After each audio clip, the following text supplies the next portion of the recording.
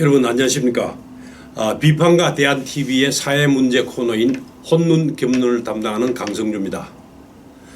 요즘 하루가 멀다 하고 문재인 정부의 비리들이 터지고 있습니다. 오늘도 우리 환자의 치료뿐만 아니라 우리 사회의 건강성을 위해서 애쓰고 계시는 장석일 박사님하고 얘기 나눠보겠습니다. 안녕하세요. 안녕하세요. 네. 지금 그 말기 증상 이런 말을 쓰잖아요. 정권의 말기 증상. 의사시니까 환자의 경우도 그런 말을 쓰나요?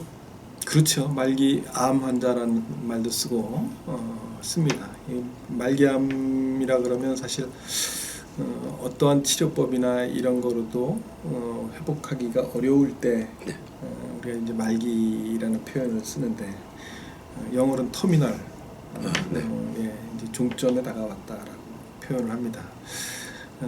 임기가 이제 절반이 지난 상태에서 벌써 터미널 그러면 국민들 입장에서는 굉장히 불행한 일입니다. 그렇죠. 걱정되죠. 예. 오늘은 그 비리 중에 장 박사님, 저 유재수 사건, 유재수 전 부산 부시장이죠. 경제부시장인데 지난 11월 27일 날 결국 구속이 됐습니다. 이런저런 말들이 있다가 그 유재수라는 그 이름 혹은 그 사람은 약간 좀 특이하다 그럴까요? 예. 좀 경력이 아주 참 재미있습니다. 이분이 그 행시 출신 공무원이었는데 청와대 파견 나갔다가 우연한 기회에 노무현 정부 때죠. 우연한 기회에 그 눈에 띄어서 발탁이 그 그룹 내에 들어간 케이스입니다. 그래서 당시에 그 일 부속실 행정관 또 노무현 대통령의 수행비서 그리고 그 당시에 그 같이 했던 행정관 중에는 지금 이제 경남지사로 있는 김경수 같이 행정관을 있었고 민정비서관실의 행정관일 때는 당시에 민정수석이었던 분이 이제 지금 문재인 대통령. 그렇죠. 그리고 또 그 민정비서관이 이호철. 우리 뭐 그 이 정권의 삼철 그래가지고 많이 나오는 인물 중에 하나 아닙니까? 그래서 이분이 그런 어떤 이력을 가지고 있어요. 이분이 왜 이 정권하고 이렇게 가깝냐 그러면 노무현 정부 때 민경찬 게이트라고 있었습니다. 그래서 653억을 불법 모금한 내용으로 굉장히 사회적 문제가 됐었는데 그때 민정수석이 청문회에서 무슨 이런 증언을 해야 되는 입장에서 대신 그 호위무사처럼 나가서 했다 그래요. 행정관이.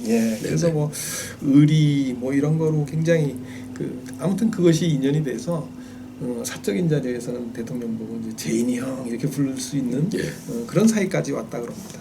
그래서 그 특수 관계인이라고 그런 얘기를 하는데 그러니까 그 지난번 구속될 때 저 구속 사유는 뇌물수 그리고 뇌물수수죠. 청탁금지법 위반 뭐 이렇게 돼 있죠. 금융위원회의 금융정책국장으로 재직할 때 갑질을 했다는 걸로 말하자면 사정당국에 포착이 돼서 감찰이 시작이 돼서 감찰이 됐지 않습니까? 그럼요. 감찰을 지시했던 사람이 공교롭게도 조국 민정수석이 감찰을 지시를 했는데 또 하지 말라고 중단시킨 사람도 또 조국이에요. 그래서 사실 그 금융위원회의 정책국장이면 그 정부 부처 중에 정책이라고 들어가는 부서는 노른자입니다. 그렇죠. 선임 정책국장 다음이 자리가 뭐 사무처장 또는 금융위의 뭐 부위원장 뭐 이런 케이스로 가는 그런 굉장히 중요한 자리라고 그럽니다. 근데 조금 찌질했어요. 그 내용이 제가 그 갑질이라고 했지만은 전부 내용이 참 정말 지저분한 아이들 유학 자금에 대한 부분 뭐 비행기표 뭐 그냥 그 말을 꺼내기가 좀 유치할 정도의 어떤 뭐 이런 어떤 내용으로 감찰 첩보를 입수하게 되고 그 내용을 가지고 특감을 지시했는데 상당히 조국 그 당시 그 민정수석은 구체적인 것까지 지시했다 그래요. 그 사람의 그 휴대폰을 포렌식으로 분석도 시키고 불러서 대면 조사도 할 정도로 굉장히 그 강하게 그 했었는데 어느 날 갑자기 그 조사를 중단시켰단 말이에요. 그렇죠. 예, 그래서 그 뭐 며칠 전에 얘기했듯이 박형철 그 비서관이 조국 민정수석이 수사 중단, 감찰 중단을 지시했다라고 그 직접 증언을 했거든요. 네. 그만큼 그 개인적으로는 조국하고 지금 그 우리 그 유재수라는 사람하고는 일면식도 없는 사람이었는데 물론 이제 첩보가 들어왔기 때문에 감찰을 지시를 했을 텐데 어떤 외압을 그렇게 많이 받았는지 그렇게 그 지시했던 사안을 이제 중단하라고.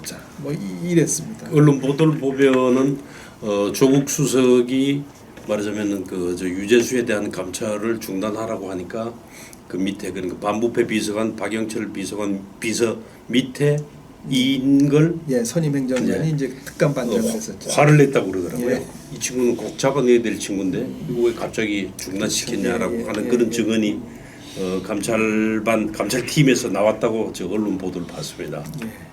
이런 내용을 보면은 사실 그 조국 수석이 당시에 조국 수석이 국회에 와서 얘기한 것이 그 특감을 한 거는 맞는데 근거가 약하고 비첩보와 무관한 사적 문제, 프라이버시에 대한 문제였기 때문에 덮었다 이렇게 얘기를 했어요. 근데 지금 그 법원에서 구속영장이 나왔다는 건 범죄 사실이 있다는 거거든요. 그렇죠. 그러니까 그 조국 그 민정수석이 국회에 와서 증언한 내용은 사실 그러면 어찌 보면 위증에 대한 부분이든지 아니면 굉장히 무능했든지 뭐 둘 중에 하나일 거란 말이죠. 이게 그 조국이 얘기할 때 그 3인 회의에서 우리가 이것을 수사도 결정하고 중단도 결정했다 그래요. 3인 회의가 조국 그리고 백원호 민정비서관 그리고 박형철 반부패 비서관. 근데 이게 참 웃겨. 3인 회의가 어디 있습니까? 비서관들 위에 수석 비서관이 있는 건데 본인이 명령을 내리는 지시 있는 그렇죠. 지시 사항에 있는 사람들의 내용을 같이 이렇게 책임을 논아주려고 하는 어찌 보면 우리 셋이 한 겁니다. 아니면 뭐 내 위인 더 이상 없습니다. 이 윗선 자르기 아니냐 이런 의혹도 좀 남아 있습니다. 그런 의혹이 나오죠. 그러니까 저 조국 민정수석도 사실은 그 또 어떤 그 보도를 보면은 굉장히 전화를 많이 받아가지고 유재수 건에 관해서 지금 감찰을 하고 있는데 전화가 하도 많이 와서 힘들다고 그런 말을 하는 것을 측근 그 비서관들이 들었다고 하니까요. 그거 보면은 그 외압이 그 있었다라는 내용의 증거, 간접적인 증거가 이게 이제 유재수 감찰을 이제 무마한 직후에 특감반에 있던 PC 또는 이제 뭐 서류 일체를 갖다가 회수했다 그래요. 그게 그 내용은 뭐 뻔하게 이제 유재수 관련된 비위 감찰 보고서나 뭐 이런 것이 다 있었는데 그런 것들을 다 회수시키고 그 중에 또 검찰에서 온 특감반원 2명은 원대복귀 시키려고 지시를 했다는 거. 이런 부분들이 그 상당 부분 그 외압에 의한 거다. 조국이 그 직접 얘기한 것보다도 더 윗선에서 얘기 나오지 않았느냐 이런 것을 예측할 수가 있겠죠.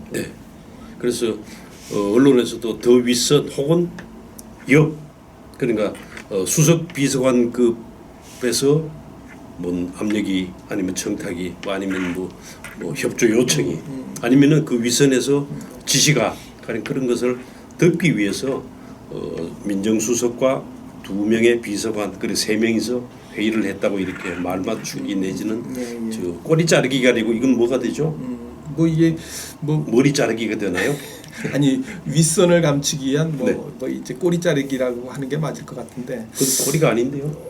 뭐 굵은 꼬리 정도 되나요? 근데 이게 이 사람이 감찰 조사하는 동안에 사실은 그 한 2달 이상 75일을 잠적해 있었거든요. 대상자가 맞습니다. 저 감찰 기간 도중에 도망가 갖고 뭐 자료를 제출한다고 하고서는 사라져서 저 병가를 내고 휴가를 장기간 갔다고. 네. 그래놓고 그 감찰을 무마시킨 다음에 명예퇴직 신청을 하고 그리고선 사표가 수리돼요. 네. 이게 사실 굉장히 중요한 거거든요. 공무원들한테는 맞습니다. 사표가 수리되면 퇴직금도 나오고 뭐 이런 게 다 나오는 거거든요. 이게 이제 무슨 그 파면이나 해임 뭐 이런 거가 아니고 네네. 그냥 명예퇴직. 그러고선 그 바로 영전을 하잖아요. 이게 이제 국장이었다가 이제 그 1급 실장, 2급 실장급으로 이렇게 민주당 국회 정무위 수석 전문위원 네. 가요. 그러니까 이게 웬만한 사람들이 그 뒷배를 봐주지 않으면 이게 사실 굉장히 어려운 부분이거든요. 네. 이런 부분들이 사실 이 그 유재수라는 인물의 아주 독특한 캐릭터이면서도 이 연관 인맥에 관련돼서 굉장히 사실 주목하고 있는 부분 중에 하나고 맞습니다. 이 부분이 어찌 보면 청와대발 권력 비리의 어떤 그 수순 수순이 아니겠느냐. 지난번 보니까 김도욱 그 자유한국당 의원이 네. 그때 이제 정부 그 국정감사 때 그 검찰에서 질의한 게 이제 뭐냐면 이 지금 그 유재수 금융감독위원회 정책국장 이산 감찰하고 뭐 이랬을 때 이 사람이 지금 현 정부 내에 굉장히 그 좀 권력 실세들로부터 인사청탁을 그렇게 많이 그 봐줬다는 거예요. 뭐 그때 이름이 실명으로 국정감사 때 나온 사람이 김경수 경남지사, 뭐 윤건영 청와대 국정상황실장, 뭐 청경두 청와대 총무이사 인사팀의 뭐 선임행정관 직접 이름을 거론했어요. 이런 사람들로부터 인사청탁을 실제로 받은 정황도 있고 뭐 했다 그래요. 그러니까 어찌 보면은 아주 넓은 이 정권의 핵심 중요 인사들하고 커넥션도 있으면서 이것이 문제점들을 이렇게 하나씩 밝히다 보니 이거는 개인 유재수의 문제가 아니고 이 정권의 아주 뿌리 깊은 권력형 그 게이트가 아니겠느냐라고 사람들이 보는 겁니다. 그렇죠. 좀 전에 그 말씀하셨지만은 이 감찰을 몇 차례 했지 않습니까? 그렇죠. 그렇게 해서 본인하고 대면 조사도 하고 했는데 그 결과를 나왔을 텐데 그 결과를 말하자면 그저 금융위원회에 전달한 사람은 백원우 비서관이죠. 민정비서관. 근데 어떤 내용을 어떻게 전달했길래 그렇게 비위가 있는 사람을 말하자면 아까 장 박사님 말씀처럼 그냥 저 정상적인 퇴직으로 처리했지 않습니까? 네, 그렇습니다. 네. 그 부분도 저는 석연치 않다고 봅니다.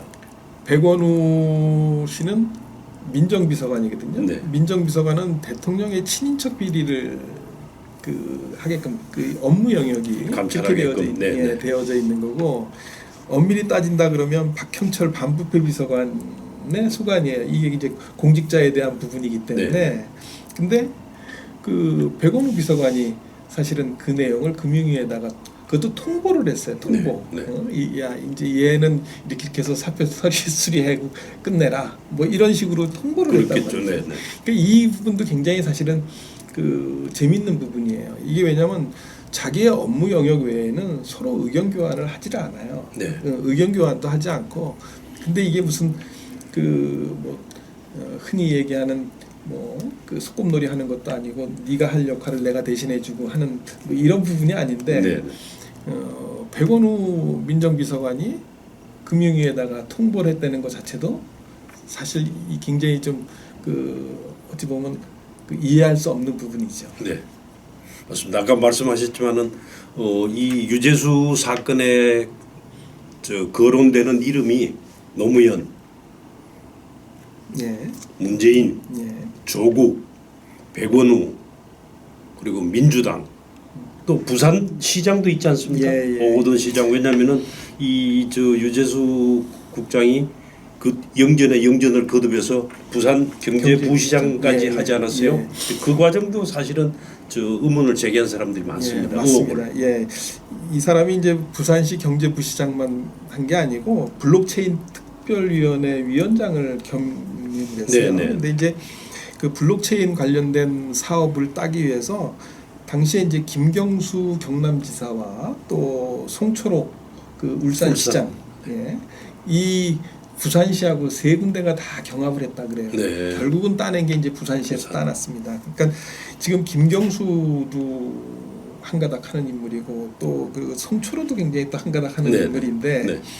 이 친구가 그 경제부시장으로 가면서 이 친구가 이 특위위원장 맡으면서 따내요. 네, 네. 이 부분이 사실은 어찌 보면 따지고만 본다면 그 송철호나 또 김경수보다도 더 힘이 더 있을 수도 있다는. 네. 하긴 뭐 그 제인이 형이라고 부른다 그러니까 뭐 충분히 그럴 수 있을 것 같다는 생각도 듭니다. 네. 되게 지난 정권도 그랬습니다만은 이 민정수석실, 민정에서 새어 나오는 물이 정권의 어떤 저 아까 말씀하신 말기 증상을 보여주는 그 첫 그게 된다고 그래서 예. 지난 박근혜 정권 때도 우병우 예, 예. 민정수석실에서부터 뭐 말하자면 우리가 그냥 흔히 말하면 말썽이라 그럴까요? 잡음이라 그럴까 아니면 비리의 소지라 그럴까 의혹이라 그럴까 그런 것들이 새어 나오기 시작해서 그렇게 끝나는 걸 봤는데 지금도 그런 생각을 하면은 약간 저 걱정이 됩니다.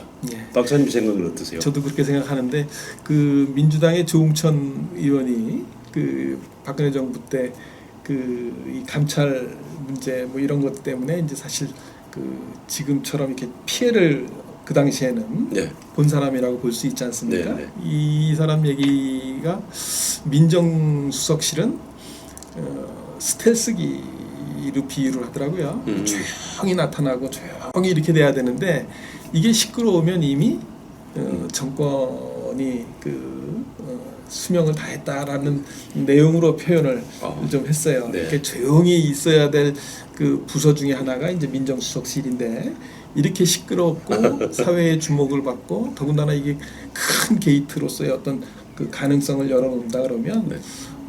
이미 뭐 스텔스가 아닌 거죠. 그러니까 장 박사님 말씀처럼 스텔스기에서 소리가 나면은 그건 스텔스가 아니죠. 그렇죠. 오늘 저 박사님 고맙습니다. 아유. 여러 가지 저 복잡한 예, 예. 사안인데 잘 설명을 해주시고 예, 같이 적폐청산을 그 기치를 걸고 등장한 정권이 더 큰 적폐를 양산하는 것 같아서 굉장히 마음이 좀 무겁습니다. 네, 우리 사회의 여러 가지 문제점을 살펴보고 그 대안을 제시하는 혼론 겸론 오늘 순서 마치겠습니다. 예. 감사합니다. 감사합니다.